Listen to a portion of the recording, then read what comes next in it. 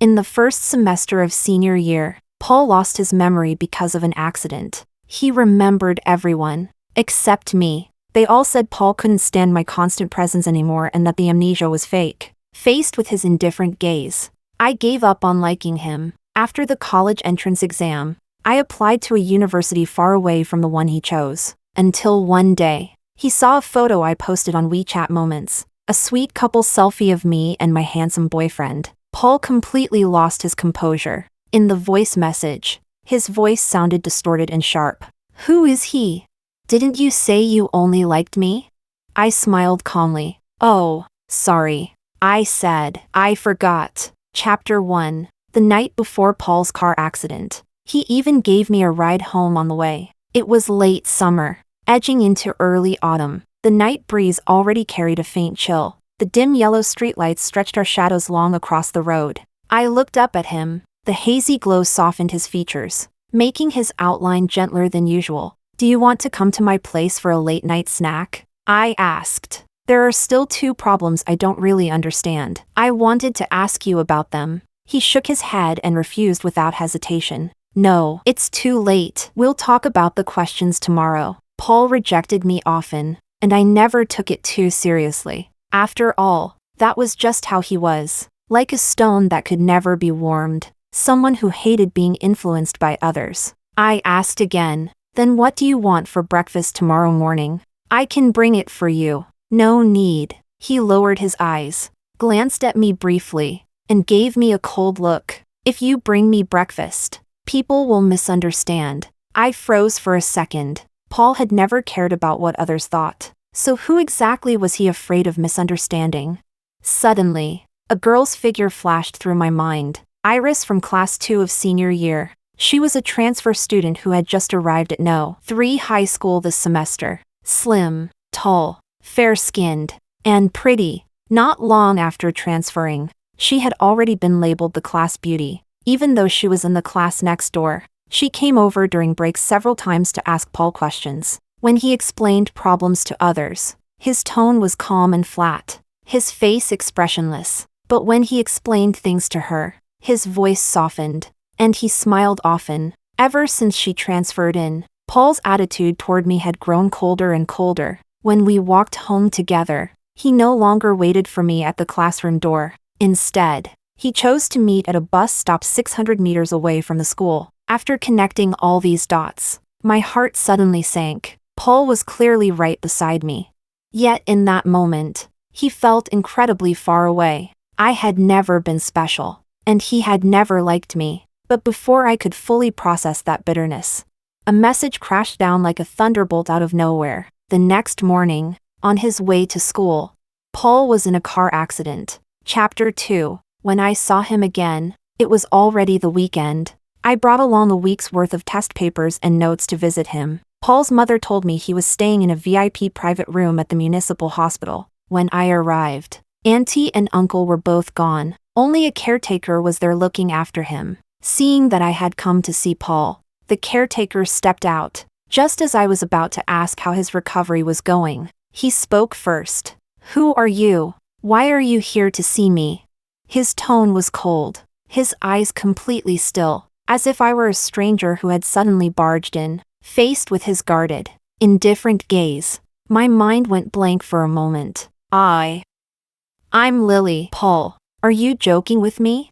Paul was sitting half reclined on the hospital bed. Sunlight streamed in through the window, falling on his slightly pale face. He looked at me calmly, a hint of impatience in his expression. "I'm not joking. I don't know you. Please leave." He didn't take the test papers or the notebook from my hands. That week, the teacher had gone over several classic problem types. I was someone who usually never took notes. But so Paul wouldn't fall behind, I copied down every single step the teacher explained, page after page, densely packed. I had filled almost half a notebook. Paul and I were both in class 1, the school's top accelerated class. The students there learned quickly, and the teachers taught at a fast pace. To keep up, my hand had barely stopped moving the entire week. My desk mate joked, "Your hand's moving so fast it's leaving after images." Did the notebook offend you or something? Whether the notebook offended me or not, I didn't know. But I really was at my limit. Under Paul's near-dismissive gaze, my mind was completely empty. In the end, I could only take my notebook and leave the hospital. I felt both powerless and lonely. Had he really lost his memory?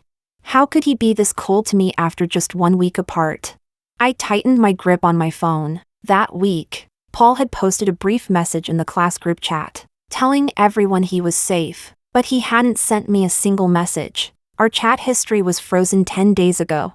The timestamp reduced to a specific date, long since fallen silent. During the half-month he was on leave, I lived in a daze, my thoughts a tangled mess. Food tasted like nothing, and I couldn't focus on studying. Yet when he fully recovered and returned to class, Iris from the neighboring class went to see him. By the corridor window, the girl's fair, pretty face was full of concern. "Are you fully recovered? Did you fall behind during these 2 weeks?"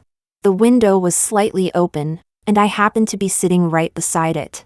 Her voice was pleasant and especially clear. The corners of Paul's thin lips lifted into a gentle smile. "Yeah, I'm all better, starting today. You can keep asking me about the problems you don't understand." In that instant, my mind went completely blank. He didn't remember me, but he remembered her. His attitude toward her was still as gentle as ever. The accident hadn't changed anything at all. It was as if he had only forgotten me.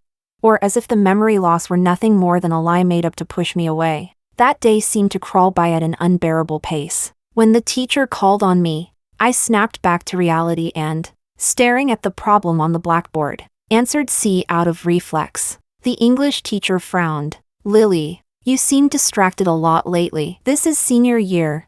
Don't let irrelevant things interfere with your studies. Get yourself together." After class, my desk mate dropped his usual playful attitude and asked what was wrong. "Ever since Paul's accident, you've been acting strange." "He's fine now, so why do you still look so out of it?" I shook my head and stubbornly replied, "It has nothing to do with him." After evening self-study, I waited until Paul finished packing up and left the classroom a step ahead of him. I planned to go to the bus stop we used to meet at and wait for him. That night, the wind was especially strong. I waited for more than 10 minutes. When I was shivering from the cold, the last bus of the night pulled up in front of me. I hesitated for 2 seconds, asking myself whether I should keep waiting. My body answered for me. I stepped onto the bus, my heartbeat suddenly seeming to slow. Outside the window, streetlights swept past one by one. The road I used to walk home with him now had only me left on it. Suddenly, a thought rose in my mind. I didn't want to like Paul anymore. Chapter 3. After I got home, my phone wouldn't stop buzzing. In the class group chat without the homeroom teacher, everyone was talking. The topic revolved around Paul. I saw the top student walking home with Iris, the class beauty from next door. "After school just now. What's going on?" "Yeah, didn't Paul always walk home with Lily before?" I thought it was strange too. Paul and Lily used to discuss problems every day. Why didn't they even say a word today? Messages popped up one after another. They weighed heavily on my chest. Suddenly, a priority notification appeared. Paul replied in the class group chat. "After the accident, I forgot some things. Was I very close with Lily before?" The group chat fell silent. I stared at the messages on my screen. Like a thorn lodged painfully in my eyes. After a full 5 minutes, others finally began replying. "Huh? What do you mean? Paul, are you saying you have amnesia? You don't remember us either? I just want to ask, do you still remember the high school material? But we saw you chatting and laughing with Iris today. You at least remember her, right?" Everyone talked over one another, the group chat buzzing with activity. They were way too energetic for a bunch of seniors who had just finished evening self-study. Paul replied, "I remember most people. I just don't really remember anything related to Lily. The doctor said it might gradually recover." I didn't say a word the entire time. The hand holding my phone trembled slightly. He admitted it himself. He had forgotten only me. I had just convinced myself that I wouldn't like him anymore. Yet I was still inevitably affected by everything he said and did. We had been classmates since middle school. Our homes were in the same neighborhood, and our route to school overlapped, so we often walked together. Over time, we naturally grew closer. We couldn't really be called childhood sweethearts. But we were definitely closer than ordinary friends. To get into the same high school as him, to end up in the same class, someone who never stuck to anything for more than 3 minutes, forced my wandering mind into discipline and turned myself into an exceptionally self-controlled model student. I looked up to him, and in that quiet space, my crush took root and slowly grew. But before that newly sprouted feeling ever had a chance to see the light of day, Paul crushed it with his own hands. I put my phone down in disappointment, pulled out the unfinished math test paper, and began working through the problems. Gradually, my heart calmed down. I went to bed very late that night. But for the first time in days, the heaviness in my mood was gone. Ever since I was little, my parents had taught me to know when to hold on and when to let go. It was just Paul. My life didn't need him that much anyway. Chapter 4. Ever since that conversation in the class group chat, a rumor started circulating in our class. People privately speculated that Paul hadn't lost his memory at all, and that he certainly hadn't forgotten me. He was just tired of my closeness and constant presence, and was pretending. I actually thought the same. After all, how could amnesia be so precise? Forgetting only one person? It was obvious he wanted to draw a clear line between us, so Iris from the neighboring class wouldn't misunderstand. I chose to let myself off the hook and grant him his carefully calculated wish. I learned to stop paying attention to anything about him. I no longer brought him breakfast or invited him out for late-night snacks. After school, I packed up quickly and no longer foolishly detoured to the bus stop to wait for him. If I didn't understand a problem, I asked other classmates or the teachers. Class 1 was full of top students. The people in front of me, behind me, to my left and right all had good grades. It wasn't like I had to ask him. I immersed myself in studying, and gradually began to feel its appeal. In the past, I studied to chase after Paul. Every day felt forced and exhausting, but now I understood that every problem I solved, every formula I memorized, every concept I learned, was leading me toward a brighter,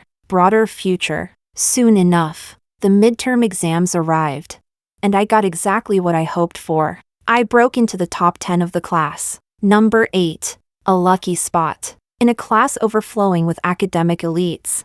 This was the first time I had ever made such a big leap. Normally, I hovered around 20th or 30th place, and even maintaining that ranking took a lot of effort. Only then did I realize that I actually had this much potential. Naturally, I was in an exceptionally good mood. My desk mate, as usual, couldn't keep his mouth shut and asked if I'd been drinking some kind of golden brain-boosting tonic. I joked back, "Yeah, cracked open your head and drank it." We chatted while I rapidly packed my bag. The classroom was noisy after the exam results were announced. I had to leave quickly if I wanted to grab a shared bike at the school gate. I hurried all the way to the bike parking area, and, to my luck, found that there was only one bike left. Just as I tapped my smartwatch to scan the code, a familiar yet unfamiliar voice sounded beside me. The tone was calm, carrying a natural sense of distance. "Lily, could you give me the bike? Iris has a fever, I need to take her home." I looked up at him, then past him, and saw Iris standing behind him. Her long black hair fell loose, with a natural curve. Clearly she had just taken out her hair tie. Her skin was very fair, a faint flush coloring her cheeks, and her eyes looked watery. She really did look like she had a fever. I placed my backpack into the basket lined with tissues. Then I turned my gaze back to Paul. "Classmate," I said calmly, "don't you have money for a taxi?"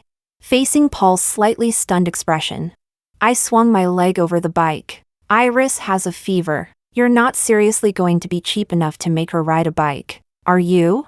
It's freezing at night, letting a sick person sit on a bicycle. Have you ever actually read a book in your life?" My sharp tongue, nurtured daily by my desk mate, had long surpassed its teacher. Someone as aloof and tight-lipped as Paul stood no chance against me in an argument. After delivering my verbal barrage, I rode off without looking back. I needed to hurry home. There was still half a physics paper left unfinished. At 11:30, I finally put down my pen, planning to stretch a bit and review some English vocabulary before bed. Just then, my phone buzzed. I found it strange. Who would be looking for me so late at night? Could it be my desk mate, asking to discuss incorrect answers? I opened my phone, only to discover, unexpectedly, that it was a message from Paul. Lily, do you have a problem with me? Before I could reply, 2 more messages popped up in quick succession. Is it because I forgot you? Are you angry? Or is it because I've been close with Iris, and that makes you uncomfortable? Chapter 5. I immediately lost control and rolled my eyes, then replied with just a few words. You're really dramatic. I used to think Paul was amazing. No matter how hard the problem was, he could always rank first in the entire school. Now, I felt like his brain had been kicked by a donkey. His way of thinking completely beyond normal comprehension. I set his chat to do not disturb, and then focused wholeheartedly on memorizing vocabulary. Before midnight, I went to bed on time, and didn't open Paul's chat window again. At that moment, I suddenly understood. Letting go of someone is exactly the process of stripping away the illusion around them. As the filter faded, I increasingly felt that he was actually nothing special. During the break the next day, I used the 10 minutes between classes to rest my eyes. I was lying on my desk, half asleep, when someone knocked on my desktop. Because my ear was close, I jolted awake, and clearly saw who was standing in front of me. It was Paul. He stood against the light, making it hard to read any emotion on his face. Being interrupted while resting, my tone wasn't very friendly. What is it? Paul parted his lips slightly, but didn't speak for several seconds. Perhaps noticing my growing impatience, he finally said, Are you free to walk home together after school today? There's something I want to talk to you about. In the past, I might have been happy. After all, this was the first time he had taken the initiative. But now, I just felt he was unnecessary. These days, the moment evening self-study ended, I rushed straight home, just to squeeze out every extra minute to study a little more. Who had time to wait for him? I glanced at my empty wrist, pretending to check the time, and brushed him off casually. I'm kind of busy. I can't walk together tonight. Okay? Before Paul could react, my desk mate suddenly cut in. Lily, lunch together?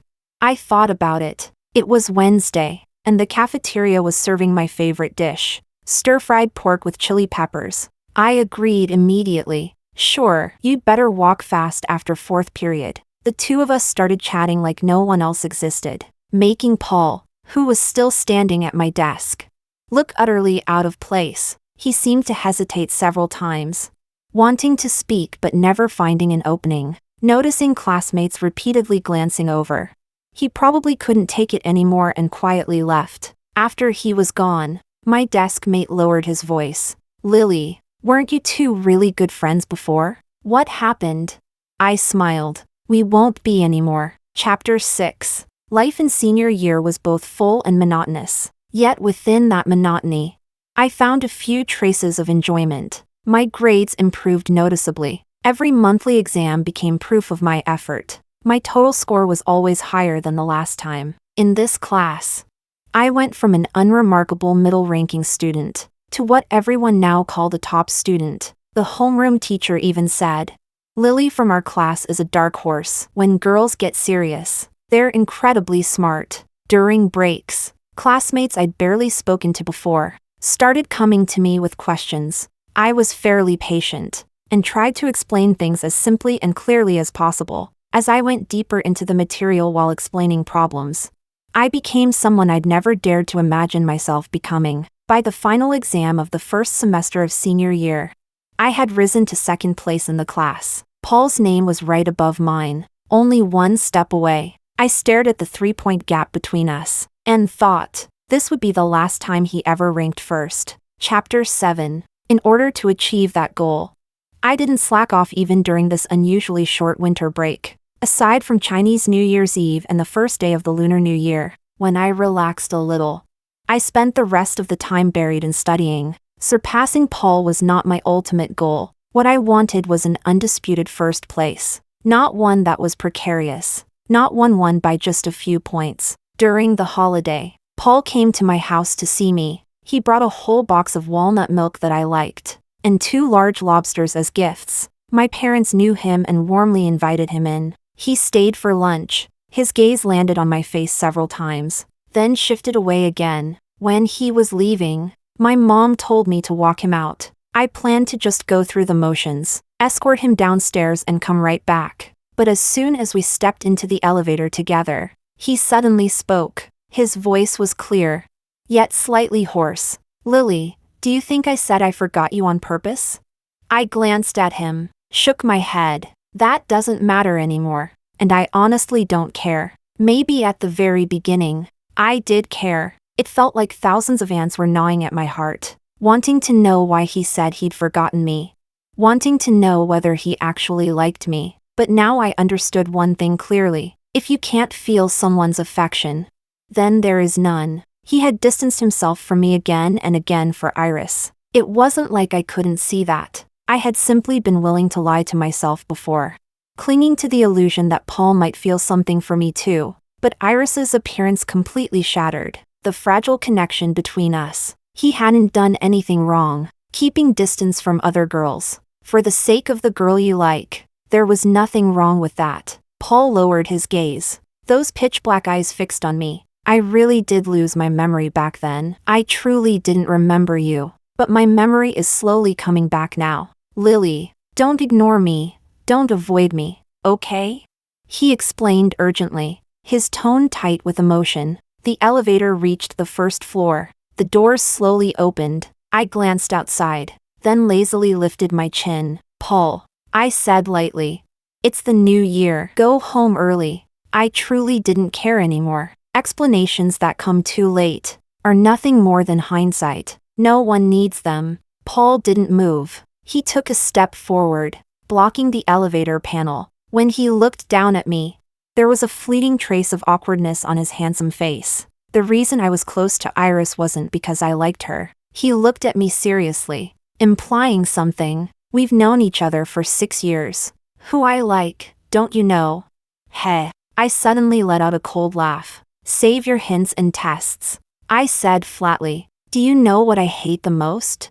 All this roundabout, ambiguous nonsense." Thinking back carefully now, it was precisely because of his hot and cold attitude, and these half-spoken, misleading words, that I had sunk deeper and deeper. I thought I was important. I thought being proactive would lead somewhere. But now, it finally dawned on me. He only couldn't stand the fact that this fish had slipped off the hook. He wanted me to bite again, to fall back under his control. That day, he was a little disappointed. In the end, he left in silence. My holiday returned to calm once more, filled to the brim with effort. And finally, the first exam of the new semester, first place in the class, was me. Chapter 8. When the report cards were handed out, the entire classroom was unusually quiet. Yet I could still feel the subtle, probing glances coming from all directions. Class 1 of senior year was already the best class in the school. This time,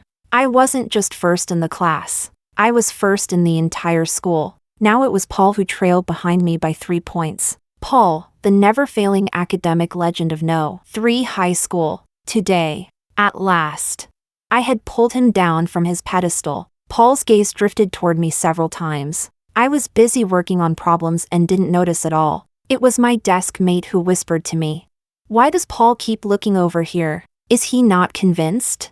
Whether he was convinced or not, he'd have to accept it. A few classmates who were close to him gathered together. Their voices weren't loud, but not quiet either. Just enough for me to hear, almost as if they were saying it on purpose for me to hear. "Paul, what happened this time? Didn't perform well?"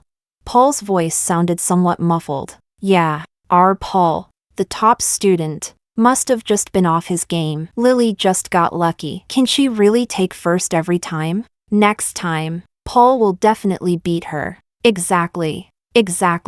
But others spoke up to refute them. "Lily's improvement has been steady. She never slips back. And when people ask her questions, she explains patiently and never holds anything back. Who'll have the last laugh? It's really hard to say." Yeah, Paul's total score was actually 2 points higher than last time, right? So what? Lily still overtook him. If you're unhappy about it, just swallow it. During this period, my popularity had improved quite a bit. It seemed that ever since I distanced myself from Paul, everything I did went smoothly, effortlessly. In every mock exam, no matter how difficult the questions were, I sat firmly in first place. At first, I was 3 points ahead of him, then 5, 7, 10. Gradually, I grew to a height he could no longer easily surpass, being overtaken by the girl who used to trail behind him.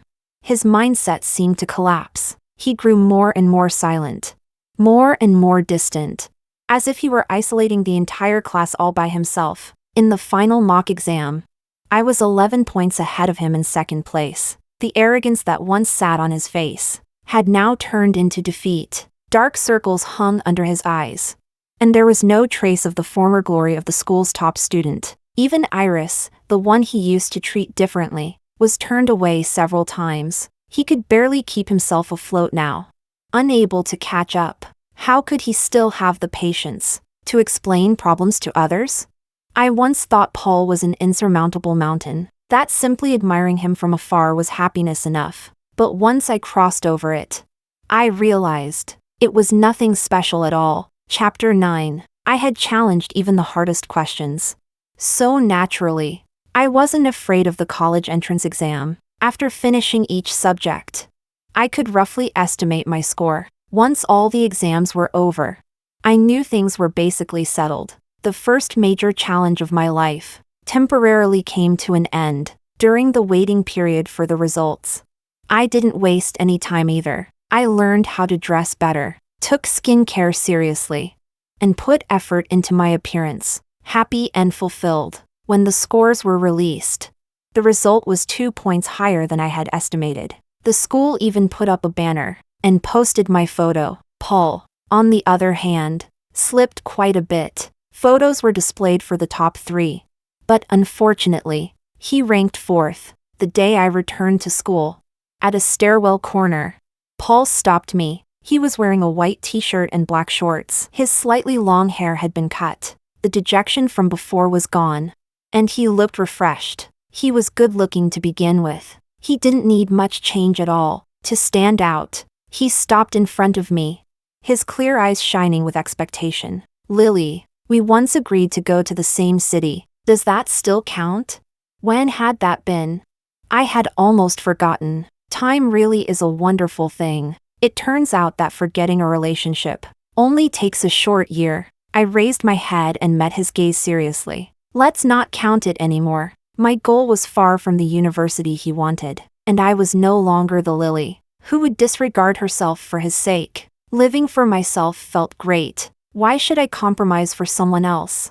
Just like that, he went north to University A, and I went south to University C, more than 1,000 kilometers apart. If we didn't go home, we might not even meet a few times in this lifetime. University life was colorful and vibrant. After surviving military training, joining several clubs, I returned to a busy yet fulfilling rhythm of study. I made many like-minded friends, and my social circle grew wider and wider. In my junior year, I met a handsome guy from the computer science department at my university during an award-winning exhibition visit. Tall, long-legged, very easy on the eyes. His slightly long bangs covered his brows, and the sharp, clean lines of his face were perfectly defined.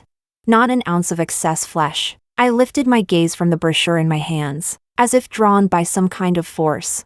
My eyes landed on him. At that moment, I thought, if only I had his contact information, even if we didn't become friends. Having him on my WeChat feed would still be pleasing to look at. He seemed sensitive to being watched. With a single glance up, he locked onto me in the crowd. Then the corner of his lips lifted slightly, softening the natural coolness of his face. As if possessed, I walked toward him. The crowd surged around us. Yet he didn't move a single step, as though fate had placed him there, waiting for me to add him as a contact. What I didn't expect was that, before I could speak, he spoke first. Are you interested in our team's competition project? His voice was genuinely pleasant, clear and magnetic, with a grainy quality like fine salt mixed in. Memorable after just one listen. I glanced at the robot behind him, flailing its arms wildly. Unclear whether it was dancing or shaking. I nodded lightly. He smiled at me again, and naturally began introducing the robot behind him. Its name is Xiaohua. It's equipped with a module that can perceive fluctuations in human emotions. It can identify your emotional state from your tone of voice, and then analyze and respond accordingly. He didn't use much technical jargon, and explained everything very thoroughly. Even a complete outsider like me could understand. I sneaked a glance at the badge hanging from his neck. His name drifted into my view. Ambrose. Chapter 10. This was a name I was very familiar with, even though I was a Chinese literature major. I often heard people mention him, a junior in the computer science department, carefully selected as the department heartthrob. A regular feature on University C's confession wall. When my roommate first said he was ridiculously handsome, I hadn't believed it. Now that the name matched the face, I had to admit, campus heartthrob was actually underselling it. I listened carefully to his explanation, and asked a few more questions. Ambrose answered each one patiently. Eventually, I truly ran out of things to ask. With no more cover, the dagger finally appeared. I revealed my real intention. Ambrose, your explanation was really good, super easy to understand. Would it be convenient to exchange contact information? He froze for a second, his lips pressed together slightly, as if he felt a bit awkward. I immediately thought, someone this handsome must already have a girlfriend. Asking so abruptly really was inappropriate, so I quickly added, it's fine if it's not convenient. Your explanation was great, thank you. Just as I was about to turn and leave, he suddenly spoke. You don't remember? We already have each other on WeChat. I was confused. How did I not know that my Moments feed had gained such a handsome guy? Meeting my blank stare, the upward curve of Ambrose's lips slowly flattened, his brows knit slightly. You really forgot? Was I supposed to remember? Could it be that I, like Paul, had selective amnesia? During freshman military training, he said, I went to a convenience store to buy water. Unluckily, my phone died and shut down. You were right behind me and paid for me as well. You told me your WeChat ID. I memorized it, added you later, and transferred the money back. Once he said that, I remembered. It had been unbearably hot that day. I was only focused on buying water to cool off, and hadn't paid attention at all to what the other person looked like. Unfortunately, I had added too many contacts. Friends I knew, classmates from different courses. Some weren't even labeled. And people kept changing their nicknames. I had long since lost track of which account was his. So, under his expectant gaze, I asked an extremely awkward question. Which one are you? Ambrose choked for a moment, then sighed helplessly. He took out his phone and tapped a few times. The next second, I received a new message. X, please set my note as Ambrose. Just a few words. Yet oddly cute, such a contrast. I set his contact note as poker-faced cutie, 185 centimeters handsome guy. Ambrose, thanks to his height advantage. He clearly saw the note. He hesitated, then finally spoke. My actual height is 183 centimeters. Lily, you wrote it too tall. Ambrose accompanied me on another round of the exhibition, with a handsome guy by my side. I was in a pretty good mood. Just as I was about to leave, my phone rang. Paul's name appeared on the screen. I stayed silent for 2 seconds, then hung up. He called again. After I answered, his voice sounded slightly distorted. Lily, it's been almost 4 years. Can you forgive me?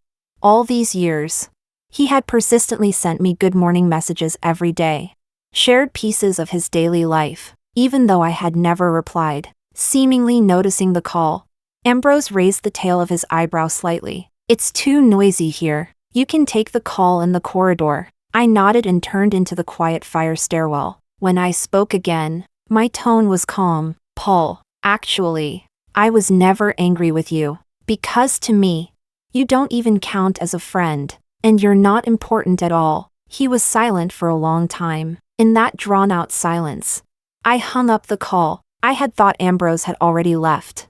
But instead, he was waiting outside the corridor. When he saw me come out, he tilted his head slightly, long lashes shadowing half his gaze. "Forgive my intrusion," he said. "Your boyfriend?" Clearly, he hadn't heard what I said to Paul. "No." I curved my lips lightly. "You're overthinking it." Chapter 11. Ever since the exhibition, Ambrose and I gradually grew closer. He rarely posted on WeChat Moments, yet he started liking and commenting on mine. It was hard to imagine that, with a face this striking, he was actually single since birth. I stirred the brown sugar pearls at the bottom of my drink with a straw and joked, "Wasting good looks is a crime. You know." He took out his phone and pretended to make a call. "Then you're guilty too. I need to call the police and have you arrested." Ambrose's smile was incredibly charming. There was a faint dimple at the corner of his lips, cute in a way that didn't quite match his cool guy image. The rumored iceberg-level heartthrob was actually quite warm once you got to know him. 3 months after we met, he took the initiative to confess. That day, he waited for me downstairs at my dorm. People came and went, and he was clearly a bit stiff. His face was expressionless, almost numb from being stared at. Only when I came downstairs did he force a smile, lean in mysteriously, and whisper by my ear, "I'm taking you out for something good." His electric scooter was parked at the school gate. In the basket lay a scarf, still unopened. I asked what was inside. He lifted one corner of the scarf bag. In the night light, a large bouquet of roses glowed a deep red. Amid the surrounding noise, everything went silent in my ears, until he smiled and asked, "Smart Lily, now that you know my intention, are you still willing to have dinner with me?" Just like that, we officially became a couple. He posted a photo of us together on his WeChat Moments, the account he almost never updated, and even pinned it to the top. I posted our photo too. A top-tier handsome boyfriend like that. Of course I had to show him off properly. My high school classmates flooded the comments with 99. And some were even more unrestrained. For example, my former desk mate commented directly, "Holy hell, this guy's several levels hotter than Paul. You have to tag him and let him see this at Paul." Other high school friends who were close to me lined up underneath, gleefully tagging him one after another. Ambrose saw it. He was clearly a bit bothered by that name appearing so many times. He deliberately put on a wounded expression and pointed at my screen. "Who is he?" I didn't really have the right to ask before. Now I can ask, right? After saying that, he crossed his arms, clearly not letting it go without an explanation. I didn't hide anything. I told him, briefly and clearly, about what had happened between Paul and me. A lot of it I could barely remember anymore. I only remembered that in that unfulfilled crush I had once carefully and sincerely liked someone. After hearing it, Ambrose was clearly a little jealous, but to my surprise, he stepped forward and pulled me tightly into his arms. His embrace was warm and broad. His pleasant voice reached my ear. "Someone who can't make up their mind isn't worthy of your affection." I froze for a moment. Then I looked into his bright, lively eyes. So this was what real liking felt like. Fiery, unmistakable, enough to turn a rumored iceberg cool guy into someone warm and gentle. Still, I didn't regret having liked Paul. It was because of that feeling that I got into a key high school, holding on to that drive.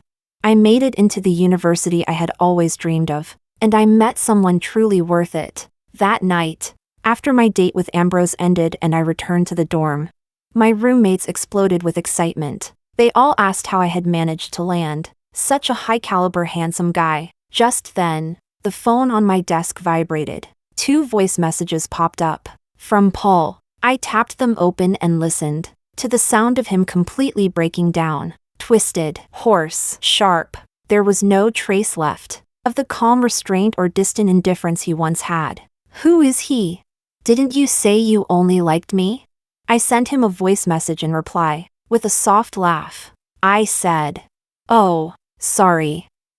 I forgot." Chapter 12. When Paul saw that couple photo, he completely broke down. The comments were filled with former classmates tagging him, as if afraid he might miss it. He stared at the boy in the photo. Slightly long bangs covered his eyebrows. His eyes were full of laughter, glossy and bright. A tall, refined nose bridge, upturned lips. Their faces were pressed close together. An extremely intimate pose. The sweetness was palpable even through the screen. She had dyed her long hair chestnut brown, softly curled. Her brows and eyes were delicate. Beautiful like a porcelain doll. Handsome man, beautiful woman. They couldn't have been more perfectly matched. Paul clenched his phone, fingers trembling as he tapped into her pinned chat. The message box was filled with nothing but his own messages. Unable to hold back, he sent 2 lines of questioning. Hoarse, hysterical, unbearably ugly. He knew he had no right to ask, but he couldn't stop himself. It felt as if countless ants were gnawing at his heart. Sour and aching all at once. Lily was very smart. When he'd been in that car accident, he hadn't actually lost his memory. Saying he'd forgotten her was just a way to keep his distance, so Iris wouldn't misunderstand. Iris was gentle and soft-spoken, with long, straight black hair, usually tied into a ponytail in class. Just standing there. She looked exactly like the heroine of a campus romance novel. When she smiled, everything around her became mere background. The first time Paul saw her, his heart skipped a beat. Not long after she transferred in, she noticed him too, after learning that he had excellent grades.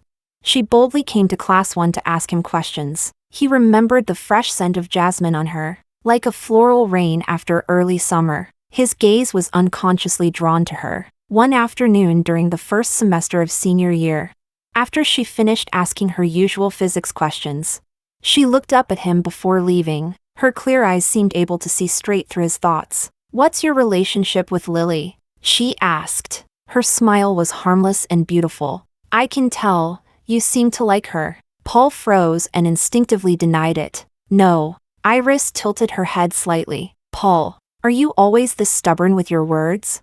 At that moment, he suddenly understood. She had come to ask him questions, purely to improve her grades. He began to distance himself from Lily, bit by bit. Even Paul himself couldn't say clearly whether he was doing it to provoke Lily, or to keep Iris from misunderstanding. But at this very moment, he finally understood. Being indecisive comes at a price. That night, Paul didn't sleep at all. He scrolled through her WeChat Moments again and again. There wasn't the slightest trace of him. He suddenly remembered one morning in his 2nd year of high school, when he hadn't eaten breakfast. He'd been so hungry he felt dizzy. She had pulled out a convenience store sandwich like magic. "This is for you." I asked the clerk to heat it up. "Eat quickly." Her bright smile was like spring sunlight. He had looked away, lowered his gaze, and taken it. Much later, 4 years later, Paul was working as an ordinary employee at a company, and had never been in a relationship.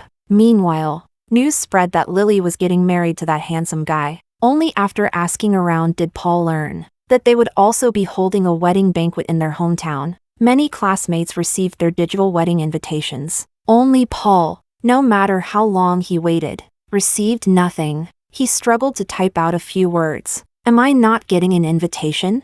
More than 10 minutes passed before a reply came. "She's busy. She was worried you might overthink things, so she didn't invite you. But I've changed my mind now. I think you'd want to see her happy too." Without realizing it, Paul was in tears. Love that hesitates too long costs you the person who once offered their heart with both hands. There are countless faces in this world. Most are forgotten in the blink of an eye. But Lily, he could never forget her. On the day of her wedding, he bought the earliest flight at dawn and rushed over, sitting among the guests.